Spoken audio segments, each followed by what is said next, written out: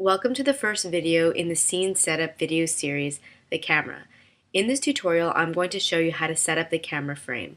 But before we begin, let's take a look at what we have here in the scene. So this is the dojo that we created quite a few tutorials ago, and I just finished it by cleaning it up and coloring it. So let's look at the different layers that we have. So on the first layer, we have the punching bag. So it sort of acts as an overlay. The second layer, we have the dojo. The third layer, we have the door. The fourth, the balcony. And then the mountains might better be viewed in the drawing view. So we have the first set of mountains, the second set, the third set, and then we have the sky, which is just a blue-white gradient. And you'll see why I set those all up on different layers as we go through the tutorial. So the first thing I'd like to show you is how to add a camera to your scene, and you can do this in several ways. If you go to the timeline, just click on this plus sign here, and from the drop-down menu, select Camera, which is the first menu item. And then if you scroll to the bottom of your timeline stack, you'll see that there's a camera at the bottom. Other ways that you can add a camera is going to the top menu and selecting Insert Camera. But any other camera you add, you won't see in your timeline. However, if you go to your network view, you'll see that you have multiple cameras. So that second camera was added, but you won't see it in the timeline. Which leads me to show you the next way you can add a camera, and that's through the module library. And of course, that's only for Animate Pro users because you don't have a network in Animate. So you can find it under your favorites. Under Move, there's the camera there as well, and under All Modules. So all you have to do is click on it and then drag it and drop it in the network view. And you don't need to connect it to the composite or anything like that for now. You could just drag and drop it. It doesn't have to be connected to anything. So I'm just going to delete those two. For Animate users, just to let you know, you cannot put a camera in a symbol, and if you try, you'll get an error message telling you that that's not possible. And if you want to animate your camera, which is a distinct possibility, you have to add a peg to it so that you can put those transformations and translations, you can key them for your camera, but we'll get into that later. So I'm going to delete the camera peg. And this gray frame that has always surrounded your drawing elements, so this frame right here, can now be selected either in the camera view by selecting it with the transform tool, and you can see that it's highlighted in pink, or in the timeline view by selecting the camera layer. So once again, it's highlighted in pink.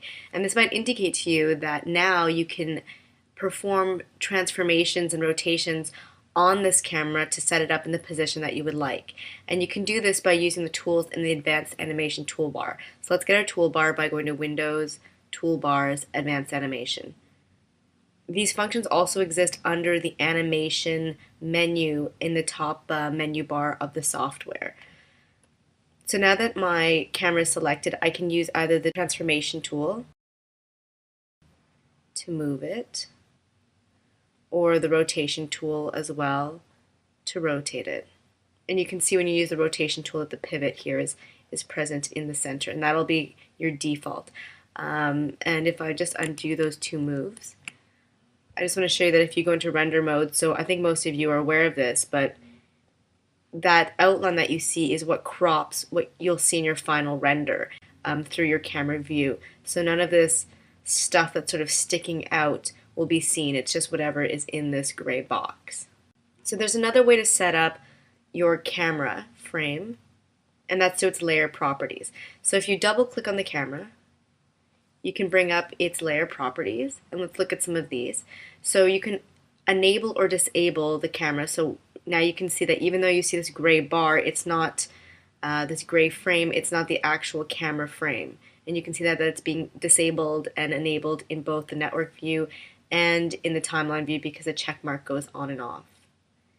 Once you've decided on your default camera position, you can always lock it so that it can't be animated or moved. You can also use this to turn on the onion skin for both the camera and the drawing view. And if you notice, these blue bars came out beside the red playhead in the timeline, and that shows you how many frames previous and next that you'll be able to see, so you can always slide that and change the number of frames you'd like to see. So I'm going to turn that off though.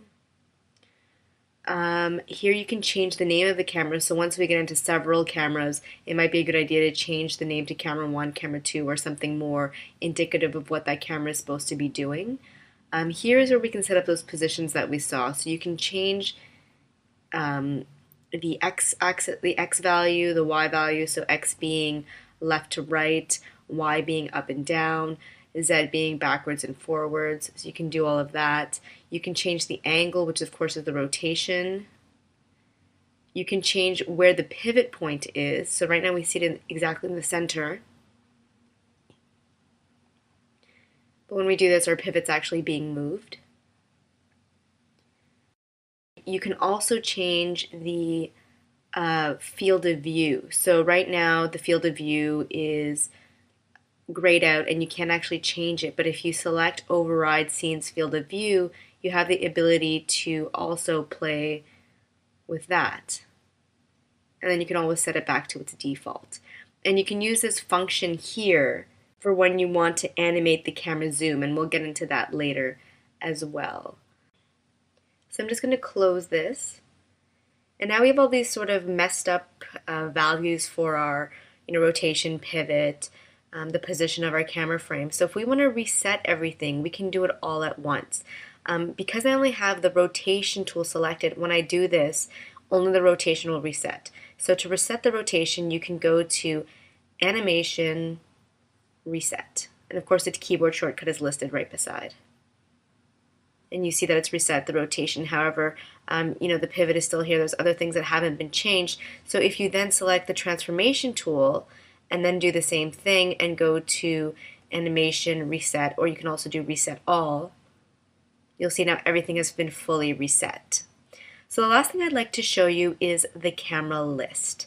And right now we only have one camera, I believe, here. So let me drop one more in just to make this example valuable. So then if we go to the top menu and we select scene, you can select your choice of camera. So right now we're seeing through camera 1, but we can also see through camera 2 if we want. Obviously there's no difference.